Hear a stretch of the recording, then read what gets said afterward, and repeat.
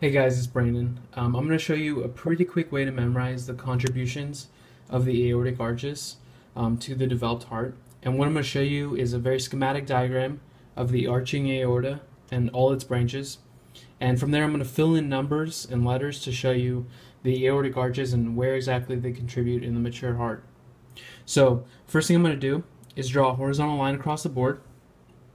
And this line represents the arch of the aorta distal to the ascending aorta. I'm going to draw a second line below that, indicating the pulmonary arteries, and I'm going to divide the pulmonary arteries using the pulmonary trunk. So now I have a left pulmonary artery, a right pulmonary artery. Okay, now I'm going to connect the pulmonary trunk to the ascending aorta using the ductus arteriosus. Okay, so now I have the ductus arteriosus and the pulmonary trunk.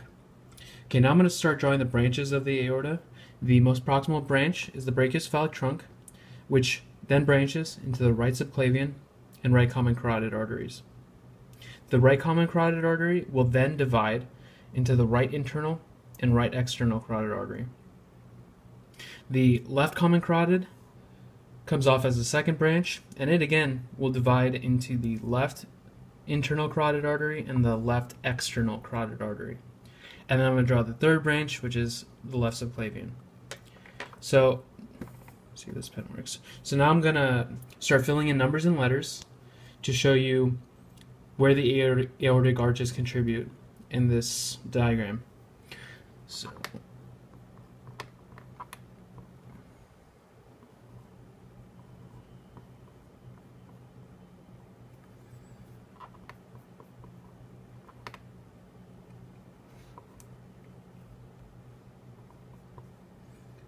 So no real great way, I think, to memorize these, except to just draw it out a couple times, and then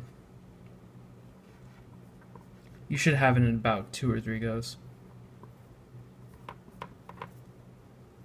Okay, so I think I'm done. So I'll show you what all these mean.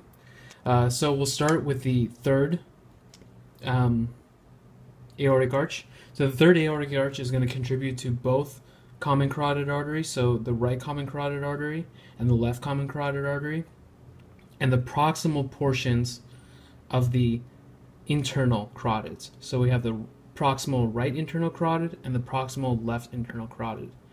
The DA there basically stands for dorsal aorta, and the dorsal aorta contribute to the distal internal carotids. So these are the internal carotids, and I have the external carotids. These don't have direct aortic arch contributions, they just sprout from the third aortic arch. So then I have the fourth aortic arch. There's 2 contributions.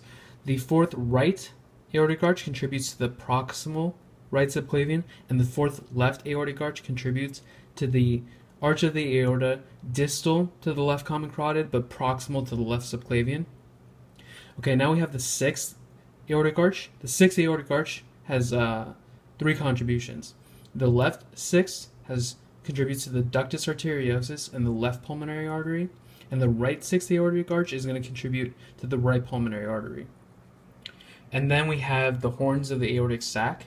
So we have a left horn and a right horn. The left horn is going to contribute to the arch of the aorta, distal to the ascending aorta, but proximal to the left common carotid.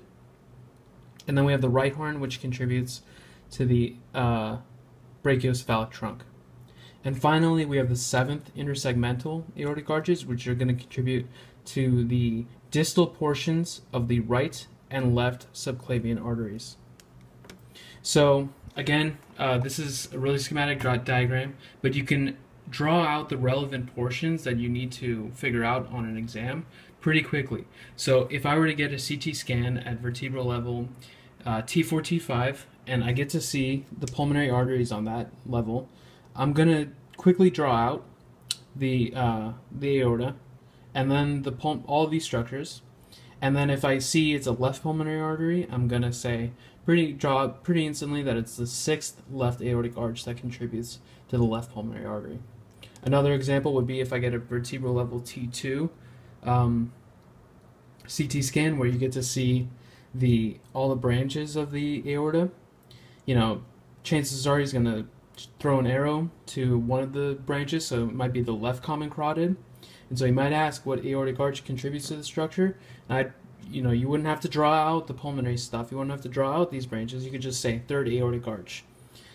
And, draw this out a couple times, and it should be pretty quick to learn.